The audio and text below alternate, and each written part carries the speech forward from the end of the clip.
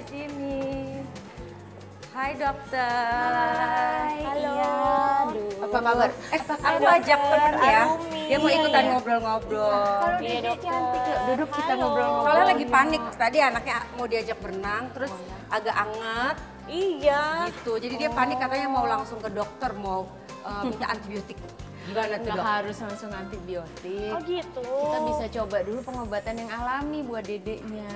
Oh, pengobatan alami? Iya. Maksudnya alami tuh bikin sendiri atau? Bikin sendiri, pakai tanaman obat. Yang ada mungkin ada di dapurnya Arumi juga. Aman buat anak. Aman. Anak kan nggak bisa tahu ya, maksudnya nggak bisa ngomong sama kita, aku sakit nih gitu. Nah kadang kan kalau anak itu kan suka apa tuh namanya sumber-sumber aja. anget Kita gitu tahu ya. itu sumber-sumber aja atau memang sudah sakit karena virus atau bakteri itu gimana? Nah, jadi kita harus bisa kenalin gejala di anak. Biasa kalau sakit itu, kalau bayi masih segini, si dede ini, biasa kelihatan anaknya rewel. Oh, ya ini kayak gini. Rewel. Tadi tidur, Iya. terus bangun-bangun rewel. Atau dia lemas, aktivitasnya nggak seperti biasanya. Terus Oke. kerabat juga dia biasanya hangat. Dan demamnya seperti apa yang perlu sampai kita berobat. Ini biasa masih kita kayak- lihat kalau udah 3 hari. Kayaknya udah belum 3. tinggi banget Tuh, tadi kan sih. aku bilang kan kalau udah Iya, 3 hari benar-benar. baru kita Iya. boleh panik nih kayaknya it's something. Kalau enggak, ya itu Atau tadi. udah parno kalau ada duluan, kejang, ha. ada sesak, itu adalah yang kita harus bawa sampai ke dokter atau ke Dokter. rumah sakit. Kalau masih tidak sampai tahap seperti itu, kita bisa coba pengobatan alami. Apalagi di Indonesia ini tanaman banyak sekali. Nah, ini kebetulan lagi ada nih bukunya. Berbagai macam tanaman-tanaman yang punya khasiat obat.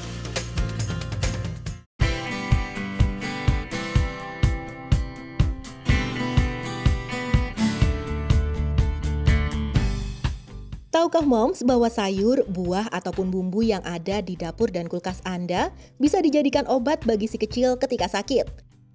Apa saja ya bahan-bahan yang ternyata berkhasiat mengusir sakit dari tubuh si kecil? Ini dia. Seledri. Tanaman yang satu ini tidak asing lagi bagi kita. Selain enak dipakai sebagai penyedap rasa, ternyata seledri juga berfungsi sebagai obat alami karena kaya akan fosfor dan kalsium. Seledri bisa dipakai sebagai obat asam urat. Jeruk nipis. Jeruk nipis mempunyai bentuk yang sangat kecil dan agak sedikit asam. Namun tahukah moms, di balik asamnya, jeruk nipis banyak mengandung vitamin, antara lain vitamin C, vitamin B, dan mineral. Jeruk nipis bisa mengobati batuk, radang tenggorokan, dan mengatasi sakit gigi. Kunyit. Pasti di dapur mom selalu menyediakan tanaman rempah satu ini. Selain untuk penyedap rasa, ternyata kunyit berguna juga sebagai obat. Karena di dalam kunyit mengandung senyawa yang berkhasiat obat yang disebut kurkuminoid. Kunyit bisa membantu meredakan sakit perut, amandel, disentri, dan juga bisa melancarkan ASI. Bawang merah. Biasanya moms memakai bawang merah untuk memasak. Namun ternyata bawang merah mengandung beberapa senyawa yang penting bagi tubuh, antara lain vitamin C, kalium, serat, dan asam folat. Selain itu, bawang merah juga mengandung kalsium dan zat besi. Lidah buaya.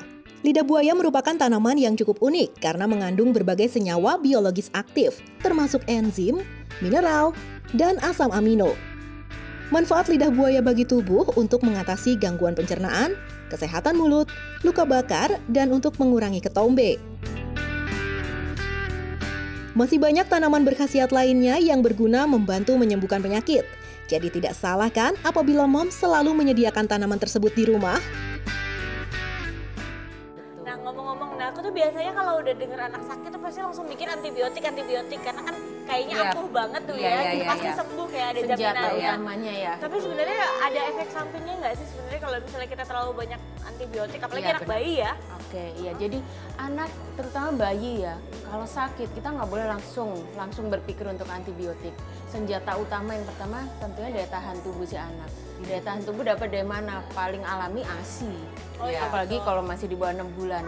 ASI itu bisa jadi obat yang alami. Iya, Kasih terus daya tahan tubuhnya akan meningkat. Selain itu juga lengkapi imunisasinya juga. Kemudian kalau keluhannya masih ada, baru kita bisa berikan pengobatan. Kasih pengobatan simpel dulu yang alami, tidak bisa juga kita baru pakai dengan obat-obat dokter. Ya, seperti Oh itu. gitu. Jadi step by step ya, Dok. Iya, antibiotik sendiri kalau memang dibutuhkan dia harus dikasih.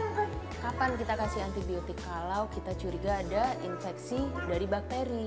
Dan itu antibiotik itu banyak yang membuat jadi dia nggak dianjurkan dipakai terus itu karena orang sering pakai tapi tidak tuntas. Jadi dikasih cuma 1 kali, 2 kali, Oh iya, benar. panasnya hilang di stop, itu nggak boleh. Biasanya tuh efek Ya. sampingnya apa ya? Jangka pendek atau Iya. jangka panjang? Nantinya yang kita takutkan si anak jadi kalau kena infeksi yang serupa dengan kuman yang serupa, kumannya jadi kebal. Kalau herbal kita kasih hanya simptomatik bilangnya. Jadi ketika gejala hilang kita bisa hentikan. Oh, Gitu. oke. Mau dong, Dok, diajarin apa Iya, gitu misalnya buat boleh. yang apa ya? Anget Buat demam, ya, gitu kan Pilek, banyak batuk, resep-resep pilek, orang batuk tua juga. kita ya. Iya, Nanti iya. kita bisa Diare praktekin juga. ya. Boleh, diare juga.